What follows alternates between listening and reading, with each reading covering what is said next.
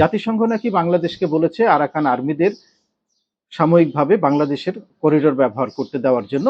বাংলাদেশ এটা দিচ্ছে এবং বাংলাদেশ এটার নাম দিয়েছে মানবিক করিডোর।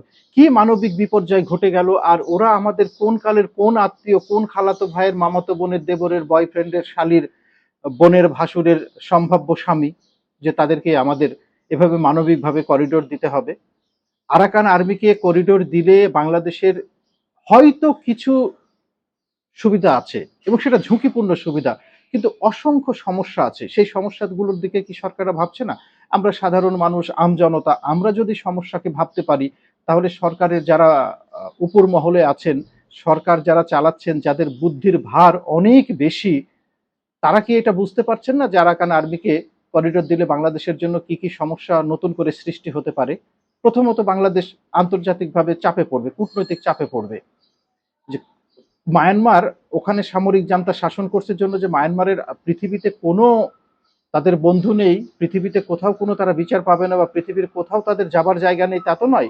বাংলাদেশ যখনই আরাকান আর্মিকে করিডোর দিবে বা কোনো সহযোগিতা দেওয়ার চেষ্টা করবে, তখনই কিন্তু মায়ানমার আন্তর্জাতিক মহলের কাছে তাদের সাহায্যের আবেদন করবে এবং আন্তর্জাতিক চাপ বাংলাদেশের উপরে তৈরি হতে পারে। একইভাবে মায়ানমারের সাথে একটি বিরূপ সম্পর্ক আমাদের তৈরি হয়ে যাবে।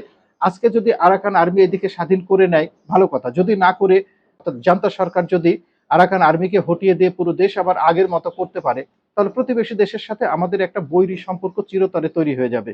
সামরিক শক্তির দিক থেকে কিন্তু মায়ানমার আমাদের চেয়ে অনেক আগানো, অনেক অনেক শক্তিশালী। মায়ানমার যদি ইচ্ছে করে আমাদের সাথে যুদ্ধে লিপ্ত হতে এবং জয়ী হতে, সেটা তারা পারবে। এবং আমাদের মনে হয় না যে পুরোটা নিয়ে তাদের মাথা ব্যথা আছে। তাদের মাথা ব্যথা আছে বঙ্গোপসাগর নিয়ে। বঙ্গোপসাগর একটি বড় স্ট্র্যাটেজিক এরিয়া দুই দেশের জন্য। তো এইভাবে যদি ঝামেলা করতে গিয়ে বঙ্গোপসাগরটাকে মায়ানমার একদিন নিয়ে নেয়, আবার বাদ দিলাম মায়ানমার থেকে আরাকান আর্মি স্বাধীন নিয়ে আরাকান রাখাইন নতুন রাজ্য গঠন করবে, তারাই যে একদিন এই কাজ করবে না তা কে জানে। তারা অস্ত্র নিয়ে এদিকে ঢুকছে, মাদক নিয়ে এদিকে ঢুকছে, তো সীমান্ত এলাকা এবং অস্ত্র এবং মাদক, এটা একটা বেকায়দা অবস্থা ধারণ করতে পারে। আমরা এর আগে দেখেছি যে ইয়াবা সহ বিভিন্ন ধরনের মাদক কোন দিক দিয়ে আসে, টেকনাফ দিয়ে আসে, এবং এই রোহিঙ্গারা এই মাদক চোরাচালানের সাথে প্রত্যক্ষভাবে জড়িত ছিল। আর যারা অস্ত্র হাতে যুদ্ধ করছে, তারা মাদক নিয়ে আসলে বা মাদকের এখানে বিজনেস খুলে ফেললে খুব বেশি ঠেকানোর মতো সাহস, শক্তি অন্যদের থাকবে না। মাদক, অস্ত্র এর লেনদেন বেচাকেনা যেমন বেড়ে যেতে পারে, তেমনি স্থানীয় আইন শৃঙ্খলা পরিস্থিতিরও অবনতি হতে পারে। তারা অস্ত্রসহ এসে যদি এই অঞ্চলে ডাকাতি করে এবং ডাকাতি করে উঠে যায়, তখন কি করা যাবে?